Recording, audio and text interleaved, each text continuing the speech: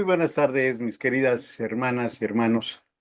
Seguimos con nuestras clases del libro de Santiago. Y hoy vamos a ver del primer capítulo los versículos del 2 al 4. Muchas y muchos de ustedes ya tienen su cuestionario y supongo que ya lo resolvieron. Hoy vamos a iniciar con la contestación del mismo. Pero antes, oremos. Bendito Padre Celestial, en esta tarde te damos muchas gracias porque nos permites estar contigo, aprendiendo de tu palabra, aprendiendo de tus mandamientos para tener una vida conforme a tu voluntad. Guíanos en este estudio y que tengamos que aprender lo que tú nos tienes que enseñar para alabarte, glorificarte y honrarte, porque para eso tenemos vida. Te damos muchas gracias por el tiempo y lo hacemos en el nombre de nuestro Señor Jesucristo. Amén. Amén. Muy bien, pues vimos la semana pasada, voy a hacer un breve resumen en Santiago 1:1 y ustedes recibieron un resumen que dice así: nuestro viaje comienza con una epístola extraordinaria conocida como la Carta de Santiago. Esta carta sirve como guía, llevándonos hacia una comprensión más profunda de la voluntad de Dios, la esencia misma de Dios. Dentro de esta comprensión es crucial reconocer que el crecimiento es un aspecto fundamental del plan de Dios. Desde el principio, Dios creó todo en perfección, estableciendo tanto un punto de partida como un destino.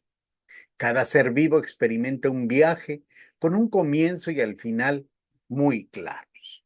Nuestro Dios se caracteriza por la perfección, que abarca tanto el comienzo como la conclusión de todas las cosas, mientras existen eh, dentro de los límites del Señor del tiempo, sin un punto de partida ni un punto final.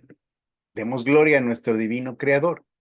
En el ámbito de la existencia cristiana, dentro de esta nueva existencia que hemos adquirido a través de nuestra fe en Jesús, es imperativo que progresemos continuamente. Entonces, surge la pregunta: ¿cómo llevamos a cabo exactamente este proceso de crecimiento? Un excelente ejemplo lo podemos encontrar en el viaje de un recién nacido y su posterior desarrollo. El alimento que recibe juega un papel vital en el fomento de su crecimiento. Nosotros vemos que en la epístola escrita por Santiago, al igual que la totalidad de nuestras divinas escrituras, sirve como alimento para nuestras almas, permitiéndonos madurar y llevar a cabo el propósito divino. Dentro de este proceso de maduración, la carta de Santiago inicia impartiendo sabiduría sobre nuestra verdadera esencia y las acciones que debemos emprender. Se puede afirmar que esta carta revela nuestra propia identidad. ¿Puedo preguntarle sobre su identidad? Me declaro con orgullo como un devoto siervo de Dios y del estimado Señor Jesucristo. Entonces, ¿cuál es nuestra ocupación actual? Dedicamos y estamos dedicados al servicio de Dios y de mi Señor Jesucristo, así como de toda su iglesia, que engloba las 12 tribus esparcidas por el mundo. Y preguntamos la semana pasada, ¿cuál es tu deseo? Bueno, en resumen pusimos que todos experimenten la salvación, así como yo he sido salvo por pura gracia. Es el bienestar que hablaba. La salvación, que es un sinónimo de salud, implica residir en el tranquilo abrazo de Dios, acatar los justos principios de Dios, disfrutar del ilimitado amor de Dios y, en última instancia, coexistir armoniosamente con la presencia divina. Alabado sea nuestro Dios, mientras expresemos nuestra gratitud por la oportunidad de reafirmar nuestra identidad y propósito a través de esta carta. Así que la primera pregunta en el cuestionario es: ¿cómo termina el versículo 1? Con la salud, con bienestar. Dijimos que en muchos lugares este versículo que dice que desea que prosperes eh, y que tengas salud, así como prospera tu alma, que prosperes en todas tus cosas. La mayoría de predicadores se van a que usted esté bien, que la vida le sonría, que tenga dinero, que goce la vida, que sea feliz, que tenga carros, que tenga casa, que tenga ropa, todo eso. Y entonces nada más utilizan dos partes de este versículo. Dice, que prosperes en todo y que tenga salud. Pero falta lo más importante, que dice, así como prospera tu alma. Para que nosotros tengamos esa bendición de Dios, como lo dijimos hace 8 días, es que tiene que prosperar nuestra alma. No sirve de nada que tengamos riquezas, una salud muy buena, o que tengamos carros, casas, que tengamos dinero, si no tenemos la bendición de Dios. Eso es nada, eso es efímero, se va. Lo que queda permanente, lo que queda perpetuo, es la bendición y la cercanía con Dios. La salvación es lo más importante, mi querida hermana y hermano. El arrepentimiento de nuestros pecados y entregar nuestra vida a nuestro Señor Jesús es lo más importante que podemos hacer en nuestra vida. De nada sirven nuestros éxitos profesionales o que seamos muy carismáticos o populares. No, de nada sirve. De nada sirve tener 1 millón de seguidores y estar separados de Cristo. A mí me importa ser seguidor de Cristo y tengamos eso en cuenta, porque hay tantísimo falso maestro en YouTube, en las iglesias, que nada más le dicen que usted debe de pedir y pedir y pedir que Dios le dé, y que Él no es hombre para que se arrepienta y que le tiene que cumplir y que dicen las escrituras. Hay que leer las escrituras y lo vamos a ver a través del libro de Santiago. Y nos dice en la pregunta número 2, ¿cómo inicia el versículo 2 de Santiago? Hermanos míos. Fíjense, Santiago siendo medio hermano de nuestro Señor Jesucristo, aunque hay confesiones de fe que le llamamos religiones, que dicen que María ya no tuvo hijos, pues ellos mismos contradicen la Biblia que dicen creer en la Biblia, porque la Biblia dice claramente que María tuvo hijos y que Jesús tuvo hermanos. Entonces, aquí se dirige a hermanos míos, pero no a sus hermanos carnales, sino a sus hermanos congregacionales, a sus hermanos en la fe. Entonces, esa manera que se dirige a Santiago, con humildad, porque aún siendo medio hermano de Jesucristo, aún teniendo la ponderación de ese linaje, él se rebaja y se pone a la par de todos nosotros y nos llama hermanos. Y la pregunta número 3, y él vuelve a decir, ¿qué es lo que los hermanos deben de tener? Y lo que les dice Santiago, dice que que estén en sumo gozo cuando os halléis en diversas pruebas. Y la pregunta número 4 nos dice, con la ayuda de un diccionario escribe el significado de sumo. Y el significado de sumo es sumo, a supremo, altísimo, o que no tiene un superior. Es muy grande, enorme. Supremo, máximo, incomparable, superlativo, superior, prímice. Y nos dice, con sus propias palabras escriba lo que nosotros debemos entender por sumo gozo. Ustedes lo debieron haber escrito y nosotros lo pusimos así. Decimos que tenemos sumo gozo cuando tenemos la victoria en nuestras pruebas. Entonces, cuando hay muchas pruebas, significa que también habrá más victorias y el resultado será un gozo interminable. Para tener su gozo, hemos de tenerle a Él. Hay que ver Juan 17:3. Dice, leyendo su palabra. Cuando leemos la Biblia y aceptamos la verdad, sentimos un gran gozo. Como lo dice en Juan, en Primera de Juan, capítulo 1, versículo 4. Esto es como tener un corazón ardiendo, como resultado de él y oírle. Cuando nosotros debemos de comparar, como lo vimos hace 8 días, una cosa es tener alegría y otra cosa es tener gozo. La alegría se va, la alegría se disipa, la alegría es rápida, es emocional. El gozo es que no importando en qué condición nos encontremos, y que quede claro esto, en qué condición nos encontremos, estamos gozosos. Podemos estar gravísimos, podemos estar en la cárcel, podemos estar en una situación económica difícil, podemos pasar por un momento amargo y aún así, si tenemos a Cristo en nuestro corazón, estamos en gozo. En gozo no es estar ja, ja, ja. No, en gozo es estar en paz, es estar tranquilo, en entender que las cosas tienen un propósito y que apoyados en Cristo puedo superar todo eso. Es lo que le pasa al mundo. El mundo cree que hay que estar alegre, alegre y me voy a bares y ando en fiestas, ando acá, porque estoy vacío, porque trato de no tener los problemas, que los problemas no me hundan. Pero cuando tengo a Cristo, ya no hay vacío. Y la pregunta número 6 dice, los hermanos, ¿cuándo deben tener sumo gozo? Dice, cuando os halléis en diversas pruebas. ¿Cómo que cuando os halléis en diversas pruebas? ¿Qué son pruebas? Bueno, nuestro Señor Jesucristo lo narra en el Sermón del Monte que encontramos en Mateo, capítulo 5, versículos del 10 al 12. Y dice que uno tiene que estar en sumo gozo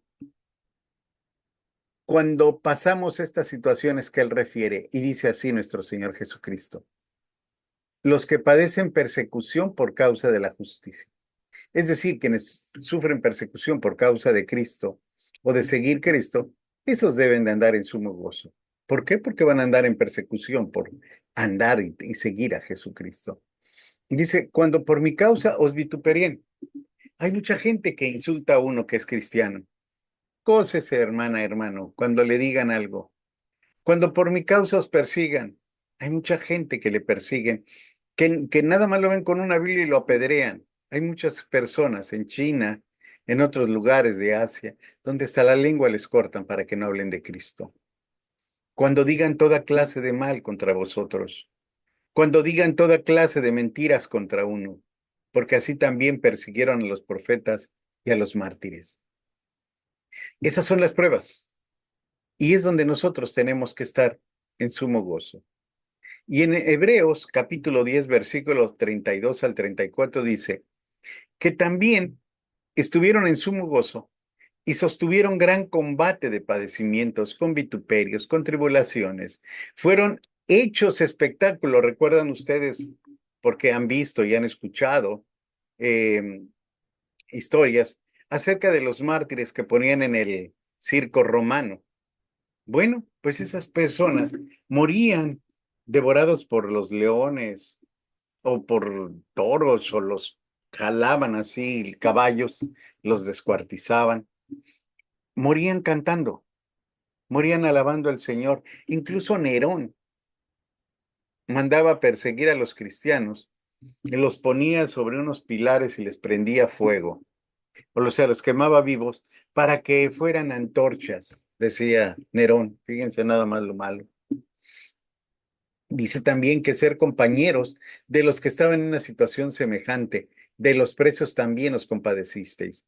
Iban hermanos a ver a los hermanos que estaban presos con la posibilidad de que también los arrestaran. ¿Por qué lo ibas a ver? Ah, tú también eres cristiano, para adentro. Y a mucha gente que era cristiana, lo despojaron de sus bienes. Les quitaban sus casas, les quitaban sus propiedades y ellos seguían en gozo. Y dice Santiago algo muy, muy importante. Dice, ante estas pruebas, ¿qué produce el ser probada vuestra fe? Y en el versículo 3 encontramos que produce paciencia.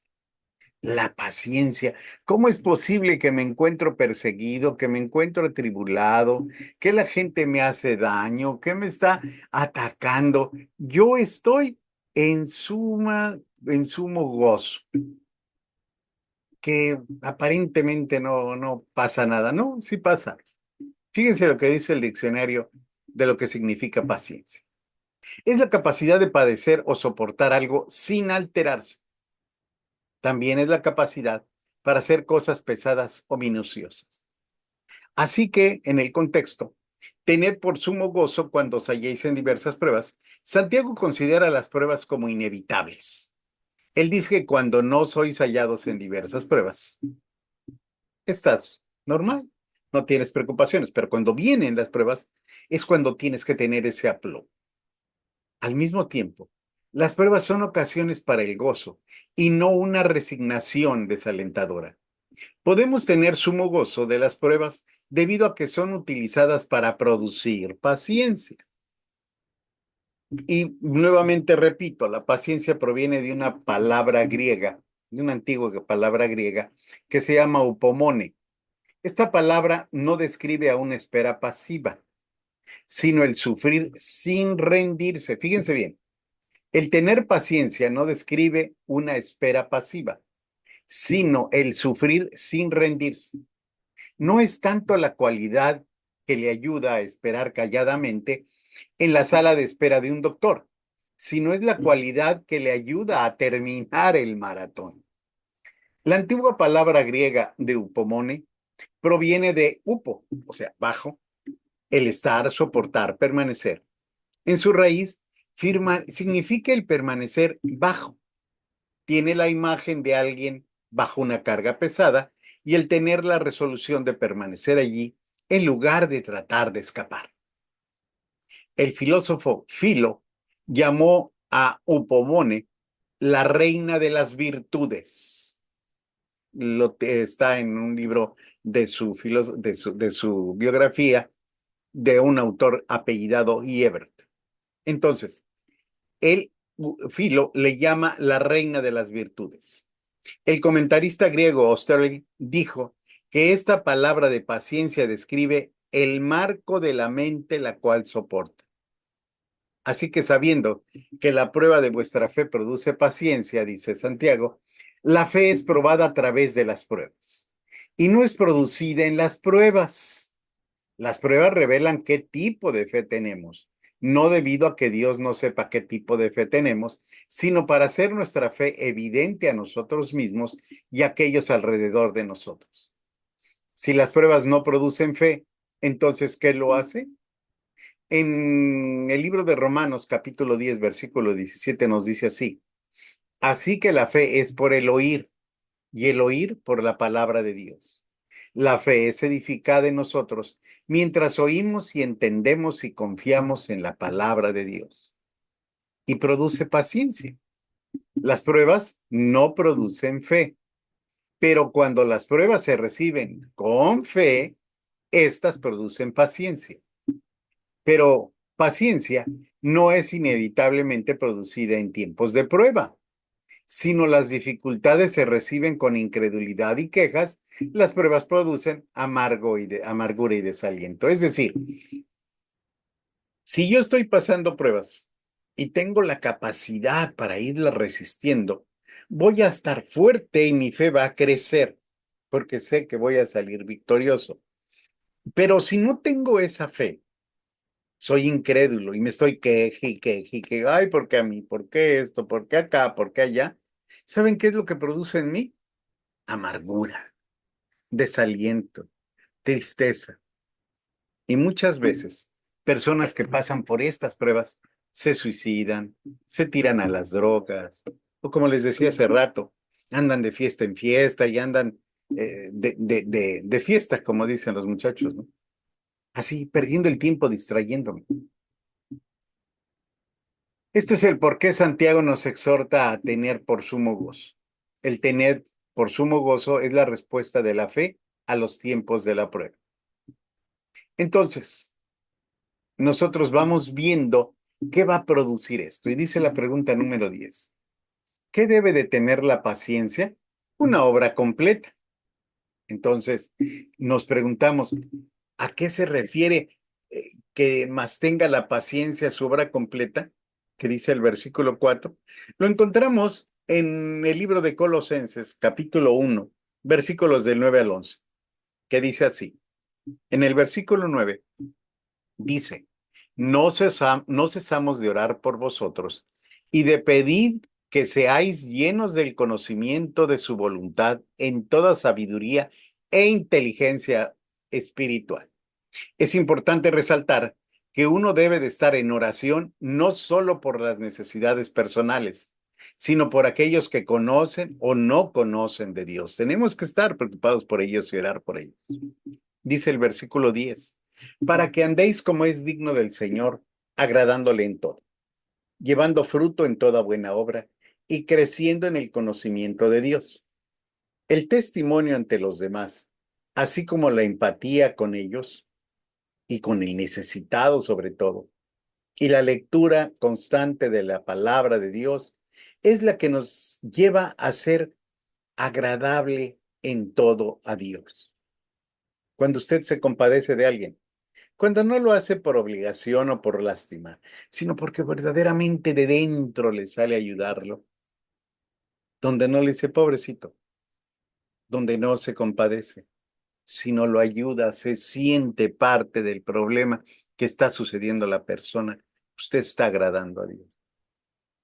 Y dice el versículo 11 de Colosenses 1, fortalecidos con todo poder, conforme a la potencia de su gloria, con toda paciencia y longanimidad. ¿Qué es la palabra longanimidad? Longanimidad quiere decir grandeza y constancia de ánimo en las adversidades, benignidad, clemencia, generosidad, entereza, fortaleza, serenidad. ¿Cómo se practica entonces la longanimidad? Bueno, requiere de una paciencia extraordinaria, bajo provocación o pruebas. Incluye, fíjese bien, dominio de sí mismo. Sugiere tolerancia movida por amor y el deseo de paz. La longanimidad refiere a ser flexible en aceptar las cosas de la vida, en dar flexibilidad a las actitudes y acciones de los demás con paciencia y tolerancia. Nuestra sociedad no tiene ni así de longanimidad. Todo lo quieren así, todos se impacientan, todos gritan, todos exigen sus derechos, pero no se ponen a ver las posiciones de los demás. Y dice en el versículo 4 de Santiago, cuando la paciencia llegue a ser completa en nuestras vidas, ¿qué seremos? Y dice dos formas, perfectos y cabales. Perfectos. Siempre y cuando Cristo esté en nuestro corazón y sabiendo que esa perfección llegará hasta cuando estemos en su presencia, es decir, mientras estemos vivos no vamos a ser perfectos, pero Dios nos ve perfectos a través de Jesucristo.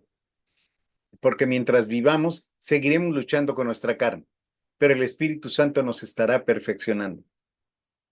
Dice Filipenses 1:6 que Él perfeccionará la obra hasta el día de Cristo Jesús. Es decir, el Espíritu Santo va a estar trabajando con nosotros. Yo le quiero preguntar a usted, ¿es usted creyente? No que diga sí creo en Cristo, porque como vimos y vamos a ver, hasta los demonios creen en Cristo. Pero, ¿usted se ha arrepentido? ¿Usted verdaderamente le causa dolor el pecado? ¿Usted verdaderamente se siente mal? ¿O dice, bueno, ya ahorita ya la hice otra vez y le pido perdón a Dios? No. El arrepentirse es decir, cometí el pecado, darme la vuelta y ya no volverlo a hacer más. ¿Que la carne me va a jalar? ¿Que mi pecado me va a jalar? Sí. ¿Que a veces resbalaré? Sí. Pero tengo la firme convicción de ya no hacerlo, por agradar a Dios. Y dice que seremos cabales. ¿Qué es una persona cabal? Es una persona justa, perfecta, acabada, completa, entera, íntegra, ajustada, sensata, prudente, honrada, recta. ¿Difícil encontrar en esta época? No, porque cuando estamos en Cristo, verdaderamente, y recuerde, dice Mateo 7:7, no todo el que me dice Señor, Señor entrará en el reino de los cielos. Así que mi querida hermana y hermano, no crea que todo mundo, porque dice yo creo en Dios o yo soy cristiano, es cristiano.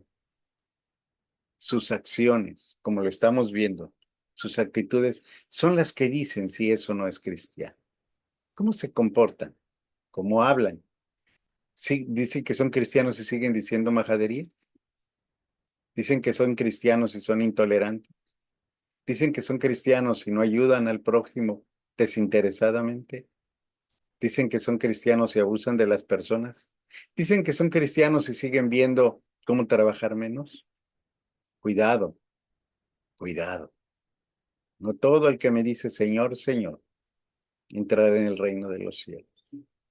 Así que cuando estemos completos en la paciencia, ¿qué nos faltará? No nos va a faltar ninguna cosa alguna. No nos va a faltar nada. Yo quiero invitarlos, invitarlas a que busquemos a Dios, que entreguemos nuestra vida a Dios, que todas esas cosas que nos distraen, la televisión, los deportes, el trabajo, la misma familia, las fiestas, la sociedad y lo social. Eso se va a acabar, eso no perdura. Lo que perdura es su relación con Dios. Yo vuelvo a insistirle, aunque mucha gente dice lo contrario. Usted ha escuchado del infierno y recuerde que hay dos cosas nada más. Si usted sigue a Cristo, estará con Él cuando muera. Si usted no lo sigue y lo desprecia, cuando parta de este mundo, estará en un lugar muy feo. Yo le quiero invitar a que reflexione, a que le pida a Dios misericordia, que le dé entendimiento, que le dé conocimiento, para que usted se acerque a Él, para que Cristo mismo, que está con los brazos abiertos, le diga, ven, te voy a recibir. Uno no recibe a Cristo, es Cristo quien lo recibe, porque Cristo viene a buscarlo a uno. Yo le invito a que escuche las palabras de quien le habla, de quien le dice, de quien le muestra que solo en Cristo hay salvación, hay gozo y hay paz. No espere a que luego ya cuando sea viejito me arrepiento y ya me creo en Cristo. No tenemos el tiempo, tenemos el tiempo contado. No saben si vamos a morir hoy o mañana. Estaba escuchando hace rato que unas personas iban con una señora iba con sus dos niños y la atropelló un carro y también el que atropelló chocó y murió. O sea, no solamente mató a las dos niñas y a la señora de 35 años, una niña de 2 y la niña de 5, sino esta persona, un joven como de 30 años, yo me imagino que casado también, ha de haber dejado viudo y huérfanos a sus hijos por imprudencia y porque venía bebido. La felicidad, según ellos. ¿Ven ustedes? En cualquier momento y uno dice, no, yo no me voy a morir, no, ya amanecí. No, no sabemos. Por favor, yo le invito a que ponga mucha atención en su relación con Cristo. Todavía es tiempo, mientras respire, es tiempo de venir a Él. No por miedo, sino por amor y agradecimiento de lo que le ha dado. Porque todo lo que usted tiene, sus hijas, sus hijos, su trabajo, poco, mucho, pero es dado por Dios. Oremos. Dios Padre, te damos muchas gracias que a través de nuestro Señor Jesucristo, Él vino a redimirnos y hacernos libre del pecado. Te damos muchas gracias porque el Espíritu Santo nos sigue ayudando a que no cometamos más errores, a que escuchemos tu palabra y vengamos a ti, a que entendamos que lo que tú quieres es solamente nuestro bien, que todo lo que nos dices, que mucho de lo que nos pasa es porque quieres llamar nuestra atención para que vengamos rendidos a ti. Te agradecemos mucho por esta palabra y gracias porque Santiago lo escribió y gracias porque está escrito en tu palabra para guía de nosotros. Te damos muchas gracias por ello y lo hacemos en el nombre de Cristo Jesús. Amén. Amén. Muy bien, pues esta grabación les va a llegar a ustedes. Les pido de favor lo distribuyan, le den un me gusta, porque es una manera como nosotros podemos ir creciendo a través de YouTube y que más gente conozca del Evangelio. Me dio mucho gusto saludarles. Que Dios les bendiga y que la paz de nuestro Señor sea con ustedes. Hasta dentro de 8 días.